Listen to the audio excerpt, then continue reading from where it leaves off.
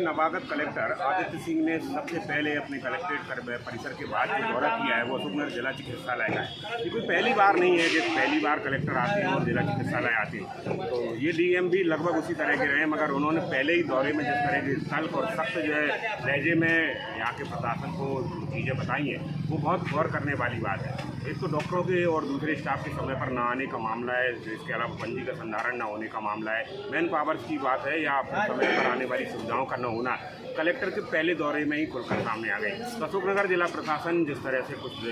महीनों से और लगातार हो रहे दौरों के बाद उसकी पीठ थपथपा रहा था, आज वो सामने आ गई है कलेक्टर के दौरे के बाद में। कलेक्टर आदित्य सिंह ने सारी बातें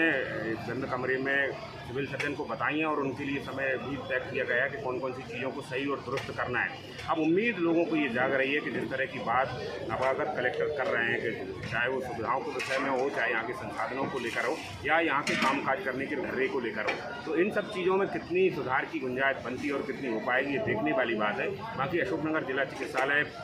हमेशा से सुर्खियों में रहा है, कभी वो अपने विवादों के कारण, कभी डॉक्टरों के लिए कारण या कहीं और दूसरे कारणों के कारण। तो यहाँ जो एकमात्र बड़ी ज़रूरत है कि लोगों को सुविधाएं कैसे हो सके, उनके स्वास्थ्य के प्रति जो है डॉक्टर और दूसरे लोग संवेदनशील कैसे हों, इस पर एक नई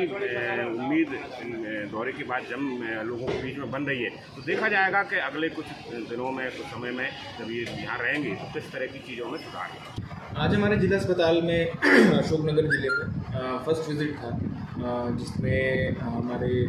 यहाँ पे जितने भी वार्ड्स थे और जो हमारी अदर फैसिलिटीज़ हैं लाइक एनआरसी, एसएमसी, इन सब का एक मुआयना लिया गया और इसमें सुधार के लिए जो भी हम लोग और अच्छा कर सकते हैं उसके विषय में यहाँ पे सिविल सर्जन और उनकी टीम को पूरा नोट भी कराया गया है। और यहाँ पे हम ये कोशिश करेंगे कि हमारे सभी जो पेशेंट्स हैं उनको शासन की मंशानुसार समस्त सुविधाएं अच्छे से मिले और इसको जितना उनके लिए सुगम एक एक्सपीरियंस बना सकते हैं वो प्रयास करें। कुछ निर्देश भी आपने सिविल सर्जन को दिए हैं कुछ चीज़ों को ऑब्जर्व करने के बाद, तो कौन कौन सी चीज़ों पर आवश्यक सुधार की जो है गुंजाइश दिख रही है आपको? जी, जैसे स्टार्टिंग से अगर आप एंट्री से ही देखें तो जैसे आप गर्म मौसम आने वाला है तो बाहर थोड़े से शेड की ज़रूरत है। उसके अतिरिक्त अंदर हॉस्पिटल में जनरल साफ़ सफाई की अपेक्षा हमेशा बने रहती है क्योंकि यहाँ काफ़ी जनता आती है, तो साफ़ सफाई को और व्यवस्थित करने के लिए कहा गया है। ग्रीष्म ऋतु को दृष्टिगत रखते हुए यहाँ पे पेयजल की व्यवस्था और थोड़ी सी सुदृढ़ की जानी है। कुछ पब्लिक के लिए भी प्याउस हाउस बनाने हैं जो बाहर हॉस्पिटल के कैंपस में रहेंगे और अंदर पेशेंट्स और उनके अटेंडीज़ के लिए भी हम लोगों ने पानी की सुविधा के लिए कहा है। ये भी प्रयास रहेगा कि हॉस्पिटल में सभी सुविधाएं समय पे उपलब्ध रहें, इस हिसाब से यहाँ पे अभी उस सिस्टम को भी हम लोग सुदृढ़ करेंगे। और इलेक्ट्रिक सेफ्टी को देखते हुए यहाँ पे फायर सेफ्टी ऑडिट तो भी चल रहा है, उसको हम लोग और कैसे सुदृढ़ कर सकते हैं वो कुछ निर्देश हम लोग ने भी जारी किया। सर, निरीक्षण के दौरान कई गार्ड और डॉक्टर की अनुपस्थित रहे, ऐसी कुछ कमियां पाई गई हैं जिसके विषय में अभी सिविल सर्जन महोदय को इसमें निर्देश दिए गए हैं और यदि इसमें कोई अकारण या किसी कोई वैलिड रीज़न के बिना अगर आज कोई एब्सेंट था तो उसके ऊपर हम लोगों ने उनको आज चेतावनी पत्र जारी करने के लिए भी निर्देश दिया है। सर, आप कुपोषित वार्ड में गए थे तो हर बच्चों को, महिलाओं से आपने पूछा था कि 9 बजे नाश्ता मिलता है, लेकिन 9:30 बजे भी नहीं आया था नाश्ता वगैरह। जैसा कि अभी आपने बताया कुछ कमियां बिल्कुल पाई गई हैं, उनको सुधारने के लिए निर्देशित किया गया है। यदि इसमें दोबारा ऐसा कोई अकारण इसका कृत्य किया जाएगा तो उस पर कार्रवाई भी होगी और कोशिश ये रहेगी कि सभी सुविधाएं नियमानुसार समय पर सबको प्राप्त हो। सर, आपने ब्लड बैंक का भी निरीक्षण किया, वहाँ पे कई बार लोग भटकते रहे थे, वहाँ क्या सुविधा देखिए कमी है? ब्लड बैंक में देखिए दोनों तरीके से आपका जो ब्लड यूनिट्स होनी चाहिए वो पर्याप्त होनी चाहिए, उसके लिए हम लोग रक्तदान शिविर भी नियमित रूप से कराएंगे और इसमें प्रयास ये रहता है कि आपका ब्लड बैंक अपडेटेड रहे। कोई भी अगर यूनिट की डेफिशिएंसी है तो उसके लिए डोनर्स को सर्च करते हुए या बहुत से अलग माध्यम हैं जिनके माध्यम से उनको पूर्ति की जाना समय पर अनिवार्य होता है। कोशिश ये रहेगी कि सभी हमारे पेशेंट्स को और नीडी लोगों को ब्लड जो है वो टाइम पे उपलब्ध है। सर, अस्पताल मैनेजर द्वारा सारे व्यवस्थाओं के होने के दावे किए जा रहे थे सर, अभी डेट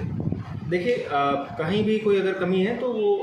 हम लोग पहले, हमारा कर्तव्य है कि उसको फ्लैग ऑफ करना कि यहाँ पे इसको सुधारने की ज़रूरत है और सभी स्टाफ को इस विषय में निर्देशित भी किया गया है। सिविल सर्जन महोदय क्योंकि यहाँ के प्रशासकीय हेड रहेंगे तो इस कारण से उनको हम लोगों ने पूरा बताया है और समय के साथ यहाँ सभी कमियों का पूर्ति कर दी है। सर, जो सबसे संवेदनशील इलाका होता है इसका एसएमसी वार्ड, पहले भी काफ़ी घटनाएं हो चुकी हैं, यहाँ पे आने के पहले भी 2-3 बड़ी चीज़ें हुई हैं। तो आज आपने उसका निरीक्षण किया तो फौरी तौर पर क्या देखा और कुछ गुंजाइश है वहाँ करने के लिए आपको समझ में आती है? बिल्कुल, एसएनसीयू बहुत ही एक क्रिटिकल यूनिट होता है हर अस्पताल, जिला अस्पताल का, और ये कोशिश रहेगी कि वहाँ क्योंकि सभी शासन के द्वारा सारी सुविधाएं उपलब्ध कराई जाती हैं, तो उनका सुचारू रूप से यहाँ पे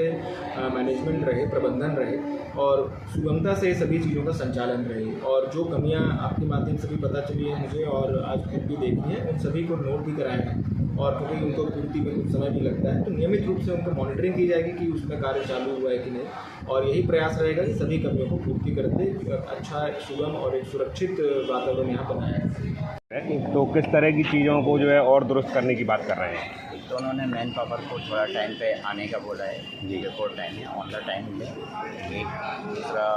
निरीक्षण पर्ची वगैरह की जाए और वाटर पूरा और बढ़ाने के लिए बोला है, वाटर की समस्या जो है और बढ़ा दीजिए। और इसके अलावा बताना अब जो है और तो डॉक्टरों के और स्टाफ के समय पे आने पर जो है एक बड़ा इशू बन रहा है, तो उसका काम कितने दिनों में कुछ टाइमलाइन भी दी है इसमें?